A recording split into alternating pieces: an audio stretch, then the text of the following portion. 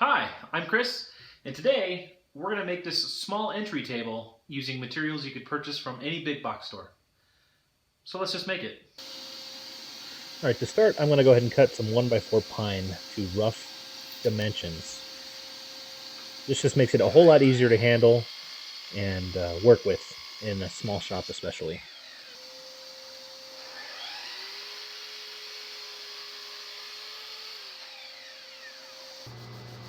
So I like to do as much glue up as I can up front, just to help with dry time. So here I'm going to go ahead and clean up one edge on each piece that needs glued together. And then I go ahead and glue them. If you're wondering what that sound is in the background, I actually have a friend over and he's using some sandpaper and some tools around the shop.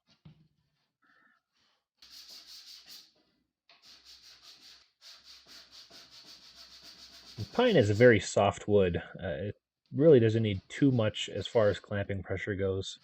I've always found that sometimes less is more.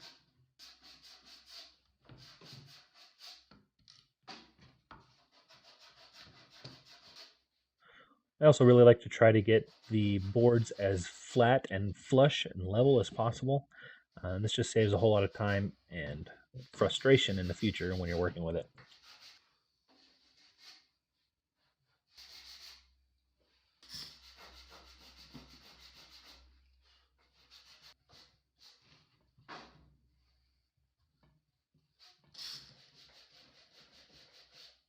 So with the top and the shelf glued up, I'm going to set them aside to dry, and then I'm going to go ahead and get to work on the legs. Here I'm just using a standard 2x4 framing stud, and I'm just getting it to rough dimensions.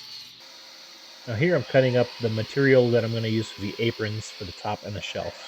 Again, this is 1x4 pine, and I'll rip it to size here.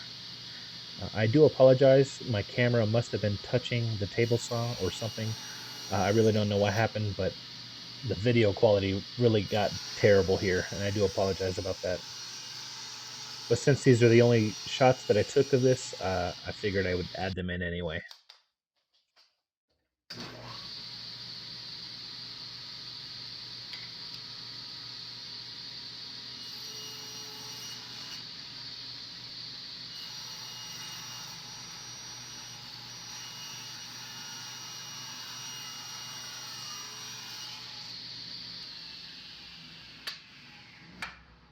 So with the aprons to size, I'm going to go ahead and work on the legs again.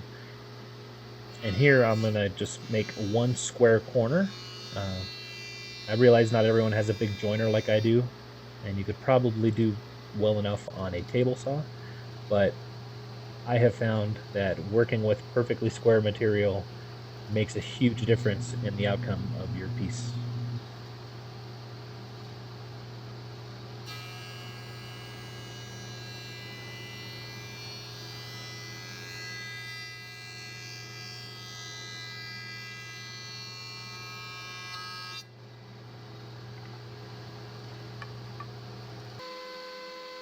So now that I have a square corner to reference off of, I can actually go ahead and mill these down to final dimensions. And I'm bringing them down to 1.25 inches square.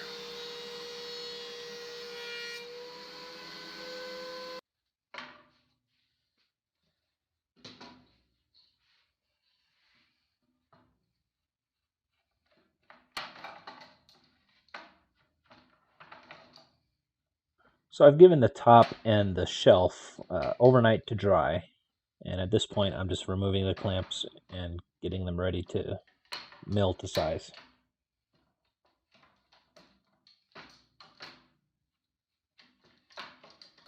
All right, so I wanted to quickly go over um, a quick tip in choosing material for your legs.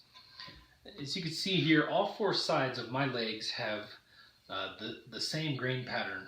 And the reason why is because I have the growth rings going diagonally through the board. So when you're choosing material, like if you're using construction grade lumber, like I am here, look for the growth rings to go diagonally on the sides here. All right, so I'm gonna go ahead and cut these legs to size and get some pocket holes drilled, and then we're gonna assemble this table and see what it looks like. So like I mentioned, I'm just cutting these table legs to actual length.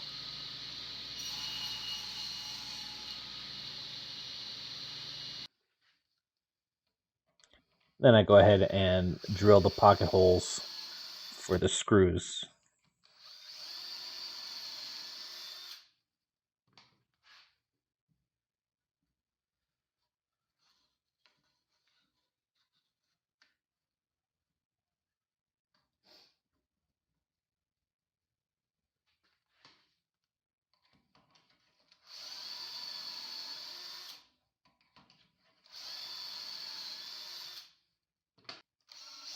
So this table is small enough to where I feel comfortable screwing the top down with pocket screws.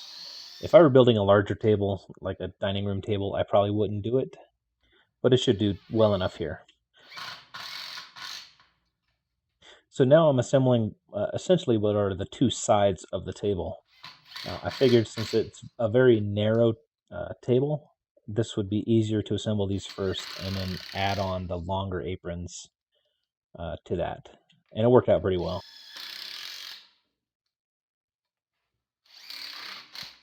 So I'm sure you've noticed by now that this table is actually very narrow. And it is an entry table, so it's not really meant to take up a lot of space. Mainly just somewhere that you can set your keys or something. But stability can be an issue, and I may have to recommend to my customer to actually attach this to the wall using like an L bracket or something. I'll leave it up to the customer, but I have a son, and I know that this table probably wouldn't last too long in my house if it wasn't attached to something.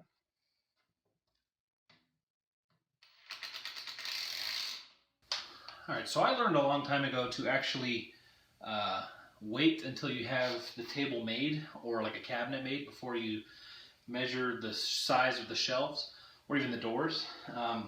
So I waited until I had the whole table frame completed to measure for the top and the shelf. So that's what I'm going to do now.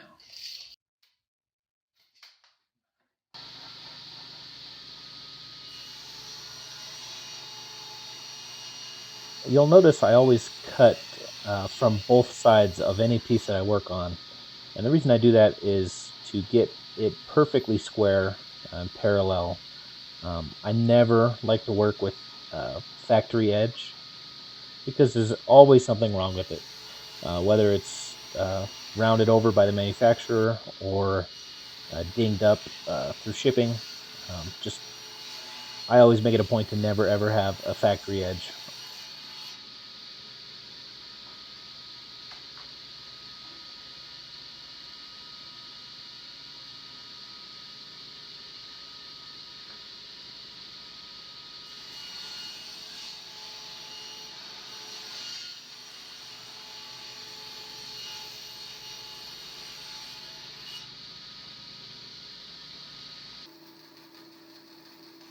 Okay, so for the shelf, I have to notch out the corners so that they fit around the legs. And I'm just using my bandsaw.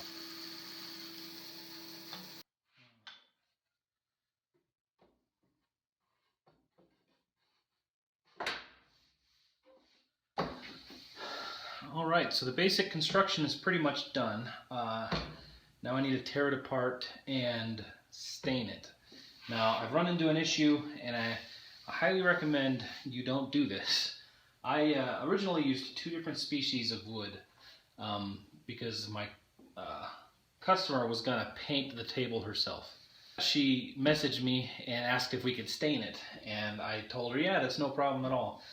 What I should have done is gone to the store right then and purchased some pine legs. So I'm going to have to tear it apart and stain the Douglas fir and the pine separately. That way I don't get any cross-contamination. Hey, if you have any questions about this week's video, please leave them in the comments below. If you like what I'm doing, give me a thumbs up. And if you haven't done so already, hit that subscribe button for future projects like this and to see how this table actually ends up looking. That's all I have for you today. We'll see you next time.